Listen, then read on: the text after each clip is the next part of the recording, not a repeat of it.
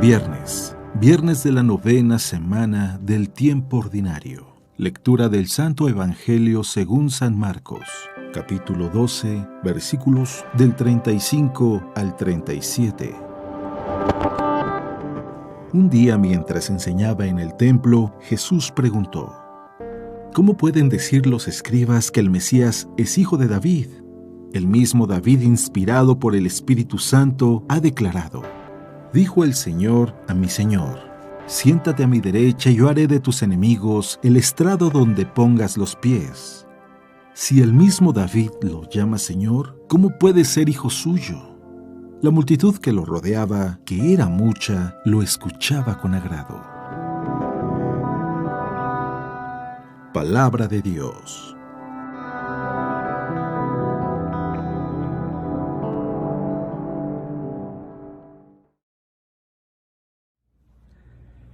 Muy buenos días. Siempre es un gusto el poder leer juntos el Evangelio y el poder meditarlo.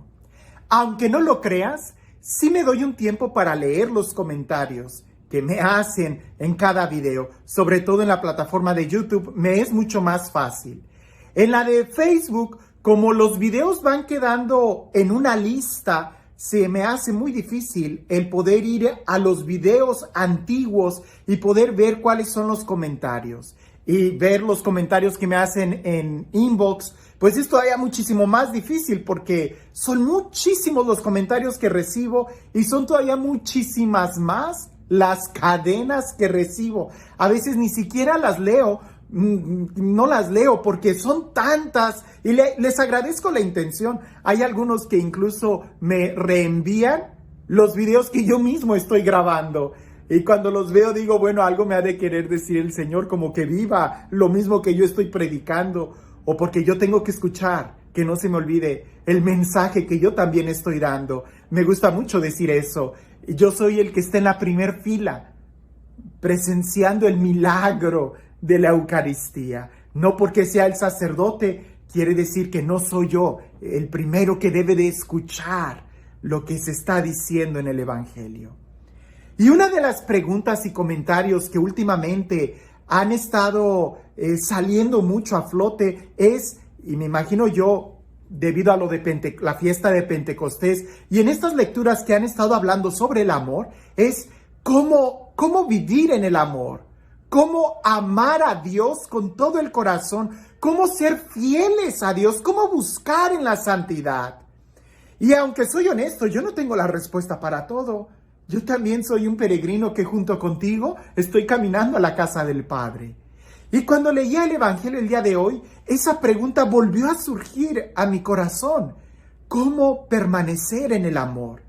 Y aunque no es la pregunta que ni le hacen a Jesús, ni que es la que Jesús realiza, creo que podemos aprender de la intención que está de fondo en este texto. En esta ocasión, no son los escribas ni los fariseos quienes se acercan a Jesús a preguntarle, sino que es Jesús quien les pregunta a ellos y ellos no saben responder. A pesar de que era una pregunta muy bíblica, algo que ellos presumían de conocer muy bien. Escucha con atención el Evangelio. Un día, mientras enseñaba en el templo, Jesús preguntó: ¿Cómo pueden decir los escribas que el Mesías es hijo de David? El mismo David, inspirado por el Espíritu Santo, ha declarado: Dijo el Señor a mi Señor: Siéntate a mi derecha y yo haré de tus enemigos el estrado donde pongas los pies. El mismo David lo llama Señor. ¿Cómo puede ser hijo suyo? La multitud que lo rodeaba, que era mucha, lo escuchaba con agrado. Aquí hay una paradoja. Nosotros sabemos que el Mesías tenía que salir de la descendencia de David, porque es una promesa, una profecía que Dios le dijo a David. Y todo el pueblo esperaba que uno de la descendencia de David fuera a reinar como su padre David. Por eso los ciegos le gritaban a Jesús: Hijo de David, ten compasión de mí, porque ellos reconocían que Jesús era el heredero de esa promesa, que Jesús era el Mesías. Pero en esta ocasión Jesús les dice a los escribas y fariseos: explíquenme, si el Mesías tiene que ser hijo de David, entonces ¿por qué David lo llama Señor? ¿Por qué David lo reconoce como más importante si David no le tocó verlo? Los escribas y fariseos y en general la multitud pensaba de una manera muy materialista sobre el reino de Dios. Hacían del Mesías alguien a su medida. Hacían del Salvador alguien que ellos esperaban con sus expectaciones, con sus limitaciones o con sus intereses. No estaban en realidad abiertos a dejarse sorprender por Dios. No entendían que el Mesías fuera a tener algo de divinidad. Mucho menos iban a imaginar que el Mesías fuera a ser el mismo Dios que se encarnara y naciera como un hijo de David. Por eso David, al contemplarlo, lo llama mi Señor, a pesar de que fuera a ser un hijo de él.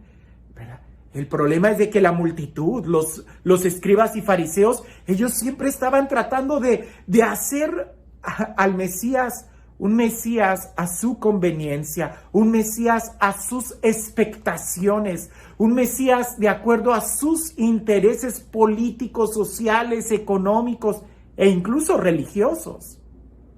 Estaban muy lejos de estar abiertos a la voluntad de Dios.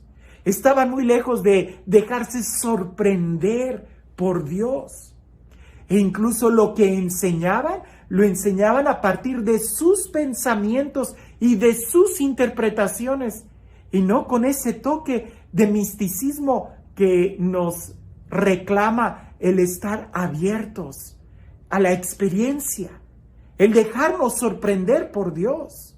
Como diríamos, ese toque de dogma, no porque se cierra la verdad, sino precisamente porque se abre al contemplarla, al saber que mi mente llega aquí y yo no sé qué más hay allá. ¿Sabes?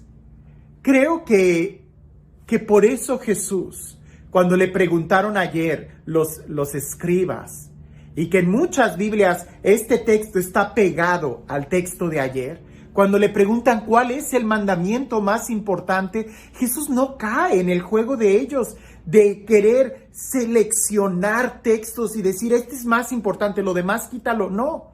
Por eso Jesús, si prestamos atención, Jesús inicia la respuesta diciendo, este es el mandamiento más importante. Escucha, escucha. Porque el escuchar implica el estar abiertos. Implica el estar en la disposición de aprender. El que escucha está dispuesto a amar, a dejarse guiar. En cambio, aquel que no escucha es aquel que cree que ya tiene la verdad que decir. Por eso Jesús dice, ¿quieres amar a Dios? Primero tienes que escuchar. Tienes que estar abierto, tienes que estar disponible para poder amar. ¿Quieres aprender? Tienes que escuchar. Tienes que tener la docilidad de estar abierto. ¿Quieres amar? Tienes que tener la docilidad de dejarte guiar por el amor, de dejarte moldear por el amor. ¿Quieres aprender a perdonar? Tienes que tener la disponibilidad. Mira, el problema de los escribas y fariseos es de que ellos se cerraban. Y su soberbia, su orgullo, sus pensamientos, los hacían encerrarse en una caja de la cual ya no los podían sacar de ahí. Por eso, ante una pregunta tan sencilla, ¿cómo es posible que el Mesías sea hijo de David si David lo llama Señor? Ellos no sabían, pues claro, porque ya habían hecho un Mesías a su manera y no se dejaban sorprender por Dios, quien es el que se encarna en la persona de Jesús. Lo mejor que nosotros podemos hacer para crecer en santidad es no perder ese deseo de querer crecer más. Lo mejor que nosotros podemos hacer para seguir creciendo en la verdad es nunca pretender que ya la hemos alcanzado, sino más bien el estar con esa actitud de querer ser discípulo, de estar atento, aprendiendo cada día más. Si quieres crecer en el amor y ser fiel a Dios, nunca vayas a pretender decir ya, sino más bien aún puedo amarlo más, aún puedo amarlo más. Por eso cuando Jesús responde las preguntas son casi 3 verbos. Escucha, ama y ama. ¿Por qué? Porque te tienes que mover, tienes que crecer, tienes que estar en esa docilidad.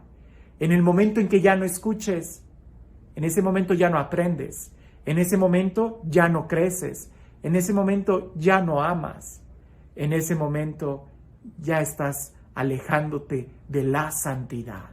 Porque la santidad no es ausencia de pecado, sino más bien presencia de Dios. Y para eso necesitamos estar siempre abiertos y dóciles a su palabra, a su inspiración.